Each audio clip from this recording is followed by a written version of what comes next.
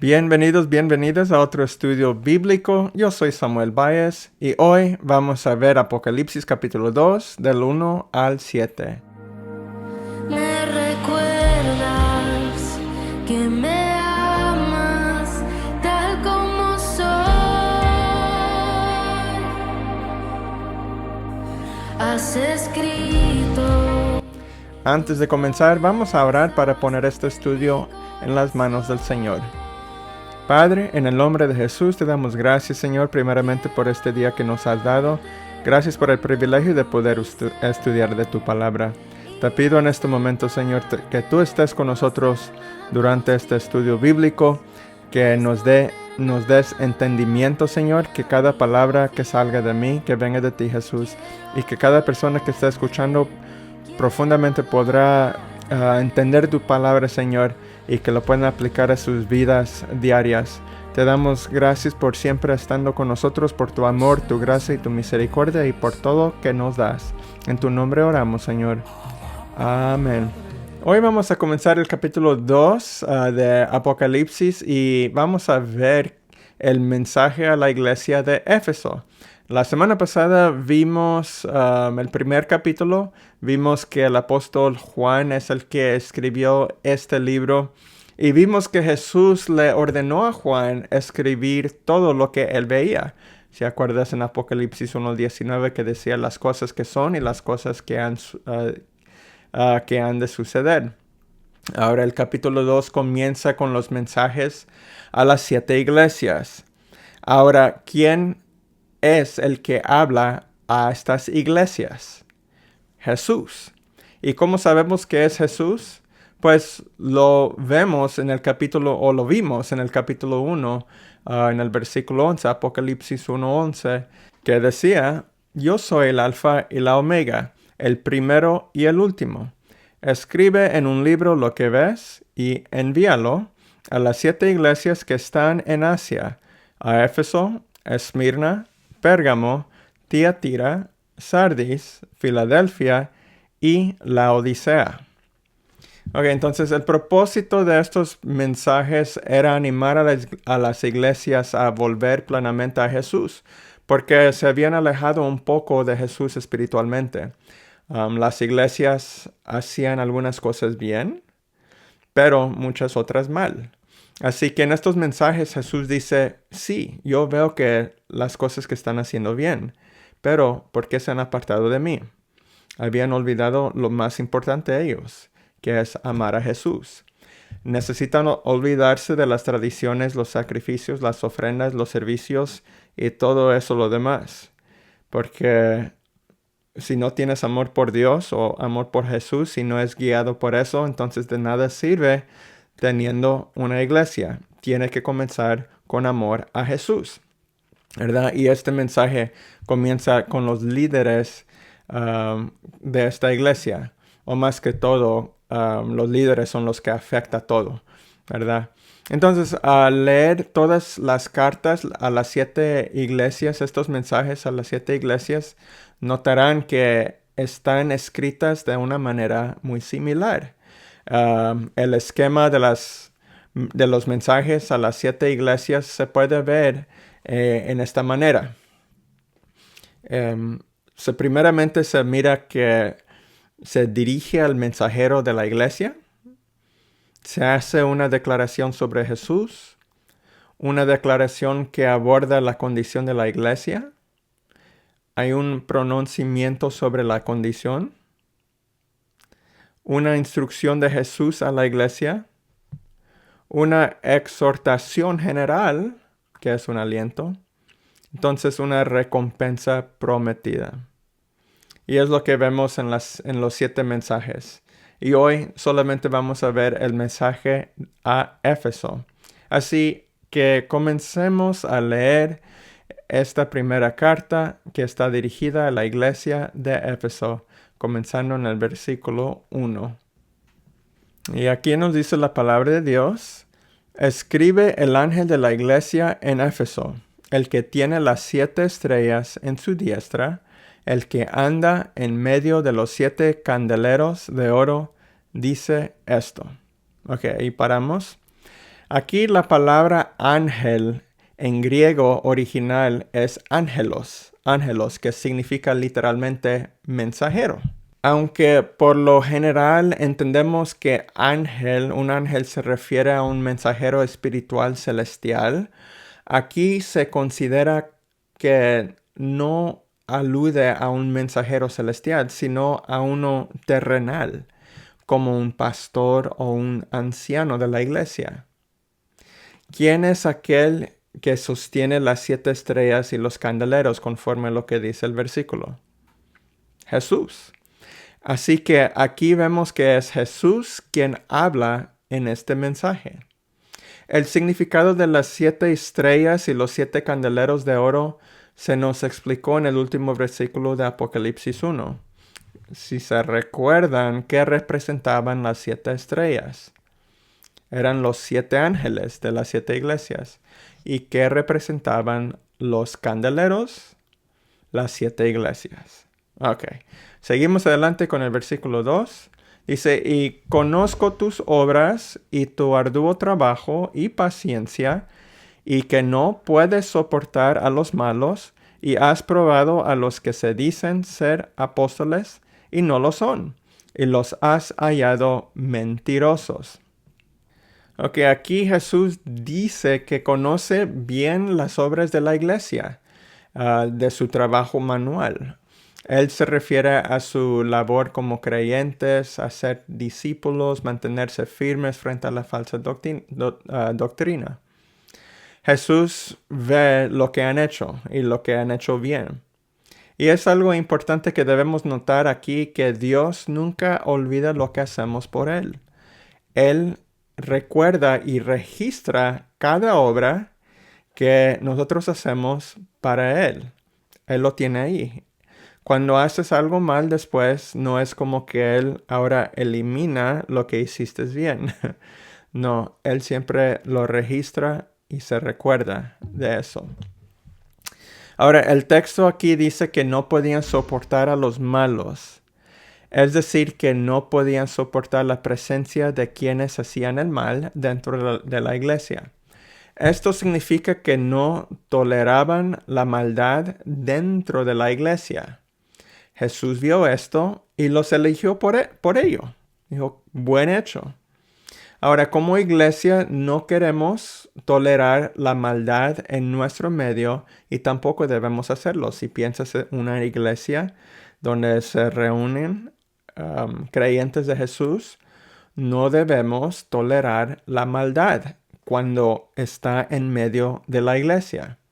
Si vemos que se hace algo en la iglesia que va en contra de la palabra de Dios, debemos actuar con prontitud para remediar el problema. Pero quiero que también anoten que la intolerancia de la iglesia de Éfeso se manifestaba dentro de la iglesia y no fuera de ella.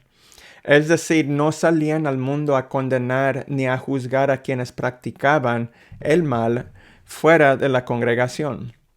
Su enfoque estuvo puesto en el interior de la iglesia. Y el mal que estaba sucediendo fuera de la iglesia, ellos mismos se decían que Dios sea el juez sobre ellos. Ahora, nosotros como iglesia no debemos, o en nuestras iglesias, no debemos condenar ni juzgar a las personas del mundo que pecan en el mundo, porque eso no es nuestro trabajo. Permitamos que Dios sea el que se encarga de ellos, que los juzga Él. Porque podemos mirar lo que Pablo le dijo a la iglesia en Corintio. Si vamos a 1 de Corintios 5, versículos 12 y 13, aquí nos dice, ¿por qué? ¿Qué razón tendría yo para juzgar a los que están fuera? ¿No juzgáis vosotros a los que están dentro? Porque a los que están fuera, Dios juzgará. Quitad, pues, a ese perverso de entre vosotros. Aquí Pablo está describiendo esto, o escribiendo esto a la iglesia en Corinto, porque estaban lidiando con estos problemas. Pablo le estaba diciendo a la iglesia que lidiara con la maldad dentro de la iglesia, pero aquellos que están haciendo el mal afuera de la iglesia, tu trabajo no es condenarlos. Dios es juez sobre ellos. La cosa es que ya sabemos que son incrédulos, ¿ok? Las personas del mundo ya sabemos que son incrédulos. Ellos no creen en Dios, son parte del mundo. Sabemos que están cautivos de Satanás. Entonces, no debería sorprendernos que hagan el mal, porque son del maldad, son de Satanás.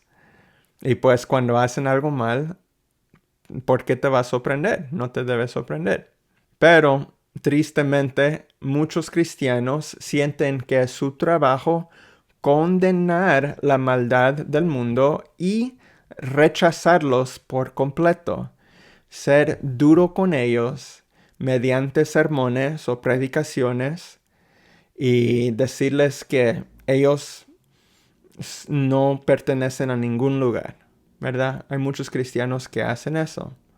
Pero ¿usted cree que te vas a ganar esas almas con sacudiendo el puño hacia ellos, diciendo, oh, tú eres tan malo, eres condenado al infierno?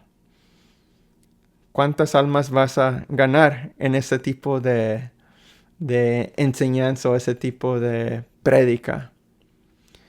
Pero me imagino que te estás preguntando, entonces, ¿qué hacemos con aquellos que hacen mal al mundo, en el mundo? Si están pecando, si no los debo condenar, ¿qué hago? Ámalos y comparte el evangelio con ellos. Si ellos deciden rechazar el evangelio, Dios será quien los juzgue. No es nuestro trabajo seguir condenándolos. Pero cuando se trata de la iglesia, sí necesitamos confrontar el problema y tenemos que condenar el pecado. Ahora, Jesús también elogia a la iglesia por llamar la atención de aquellos que dicen ser apóstoles y sin embargo no son. Simplemente estos son falsos apóstoles, falsos maestros. Y fue algo que pasaba mucho en este tiempo. Si vemos el libro de Judas, que es el libro antes de Apocalipsis, se habla sobre todos los falsos maestros. Y pues la diferencia entre un apóstol verdadero y un falso apóstol es que un apóstol verdadero es llamado por Dios al ministerio, pero un falso apóstol se llama a sí mismo al ministerio. Pablo habla de falsos apóstoles en muchas de sus cartas. Podemos ver un versículo en 2 Corintios 11:13 que dice, porque estos son falsos apóstoles, obreros fraudulentos, que disfrazan como apóstoles de Cristo. Ok, pues seguimos adelante con el versículo 3 de Apocalipsis capítulo 2, que dice, y has sufrido y has tenido paciencia, y has trabajado arduamente por amor de mi nombre, y no has desmayado. Ok, la iglesia había permanecido fiel a la palabra y al Señor, a pesar de enfrentar persecución y las enseñanzas de falsos profetas. Aunque no eran perfectos, siempre los impulsaba el motivo correcto, honrar a Cristo y preservar su reputación. Seguimos adelante, versículo 4 y 5 vamos a leer. Dice, pero tengo contra ti que has dejado tu primer amor. Recuerda, por tanto, de dónde has caído, y arrepiéntete, y haz las primeras obras, pues si no, vendré pronto a ti y quitaré tu candelero de su lugar, si no te hubieres arrepentido. Ok. Primeramente quiero ver el versículo 4 que dice, pero tengo contra ti que has dejado tu primer amor. Ok. Este versículo, estos son palabras fuertes que Jesús dirigió a la iglesia, que había ya predicado el evangelio de Cristo al mundo. Pero aquí Jesús dice que habían dejado su primer amor.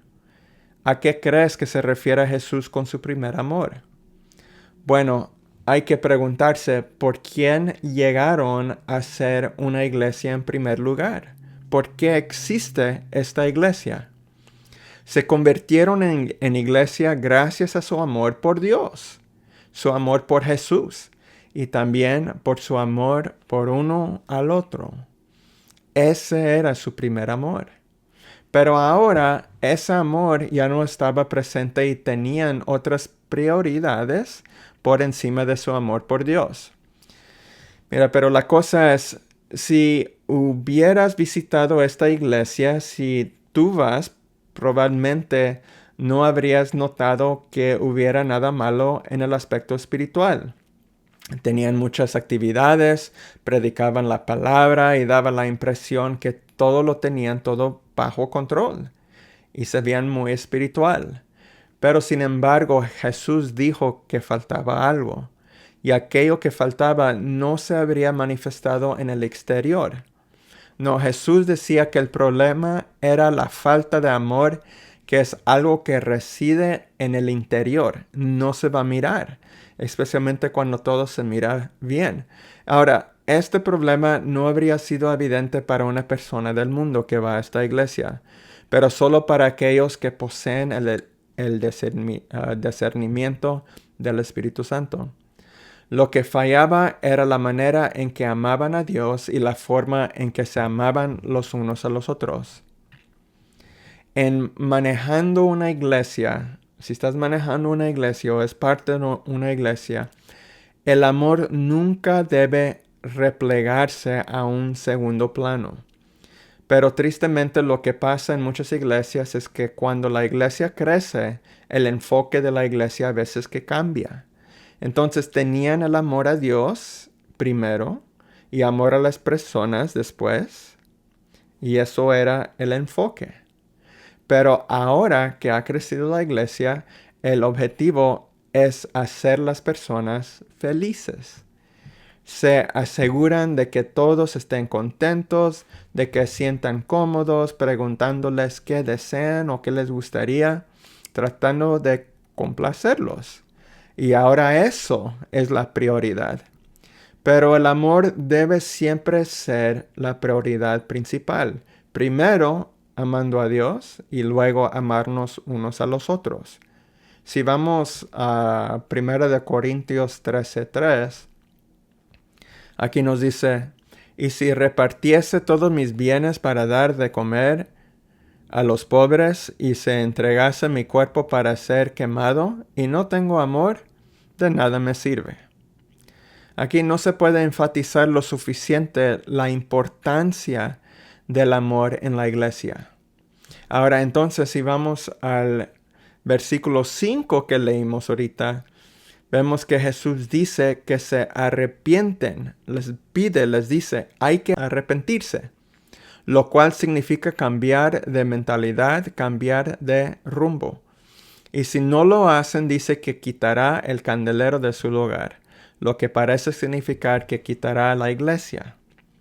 Y pues bueno, si observamos en un mapa donde estaba Éfeso, si lo ves hoy en día, vas a ver que esa área son llenos de musulmanes. Así que sí llegó un tiempo que la iglesia fue retirada. Y puede ser porque nunca se arrepintieron. No sabemos, pero por lo que dice ahí, algo pasó. Por una razón ya no existe esta iglesia en esa área. Si seguimos en el versículo 6, Apocalipsis 2:6, aquí nos dice, pero tienes esto, que aborreces las palabras de los Nicolaitas, las cuales yo también aborrezco. Ahora, aquí no sabemos mucho sobre los Nicolaitas, pero lo que sí sabemos es que estas personas hacían cosas que no agradaban a Dios. Y la iglesia de Éfeso hizo bien en no aprobar sus prácticas. Ahora el 7 dice, el que tiene oído, oiga lo que el Espíritu dice a la iglesia. Al que venciere, le daré a comer del árbol de la vida, el cual está en medio del paraíso de Dios. Ok, primeramente aquí vemos la frase, el que tiene oídos, oiga. Vemos esta frase con frecuencia en las Escrituras. Jesús aquí no está diciendo que todo aquel que tenga oídos físicos debe escuchar esto. No, él se refiere a quienes poseen oídos espirituales para que escuchen. Ahora tú puedes preguntar, ¿cómo recibo oídos espiritual?